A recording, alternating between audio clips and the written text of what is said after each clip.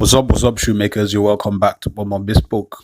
Today, let's talk about toe puffs, also known as front stays, how you can fix and secure them so that you'd have flawless finish. So that's our topic today. Let's go. First of all, let's talk about materials. What materials are best suited for your puffs? If you're making bespoke shoes, you would want to use vegetable tan leather like these ones. You of course have to skive them properly. Then I know some people who also use insole board. I particularly use a board much like insole board. Is a special fiber board. I do not use the ones that you'd have to preheat or the ones that react to contact cement. I just use the paper fiber ones, skive them, and then just use them. But before I do that, I usually cut my fiber boards this way in a curve like this. Is it concave or convex? Whatever. So I cut them this way and I skive carefully. You know, one of the telltale signs of an amateur shoemaker is when your toe puffs are sticking out or they are visible from your shoe. That just shows that you've not skived well enough. So, and that's particularly one of the reasons why I like to use this fiber board, because it offers me the opportunity of skiving, and I can skive as well as I want.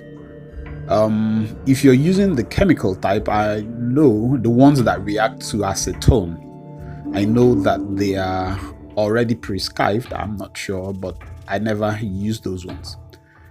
Then having skived, I basically just break the fiber by, ruffling it this way. I just, like you're giving it a thorough washing, a thorough squeeze. So I just, squeeze it up like that, and that way it's basically like paper. And then I can apply my contact cement. Of course, this is when I am using the fiber board. If I was going to use vegetable tan leather, I would have to soak it in water, skive it, use it to make a cup-like insole. I did that in one of my videos. I'll put a link somewhere at the top right-hand corner. Then, of course, the toe puff area on my lining would have been pre-marked. Then also, I will add contact cement and leave that to dry.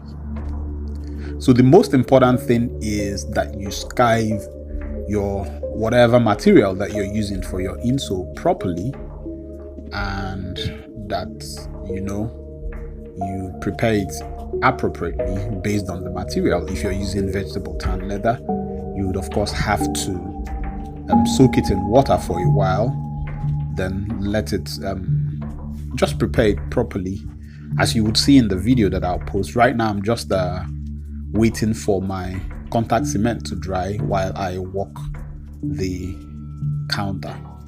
Now it's properly dry and I apply it like so. Just making sure that everything is nice and smooth and dandy, that I have no ruffles. Now you typically are going to have a problem around the top area. I'll show you that in a minute. I'll just use my lasting pincers to tug on things a bit, and then this part where I can't avoid that ruffle, I'll use my lasting pincers to close it up as closely as I possibly can. Then I'll trim off the excess.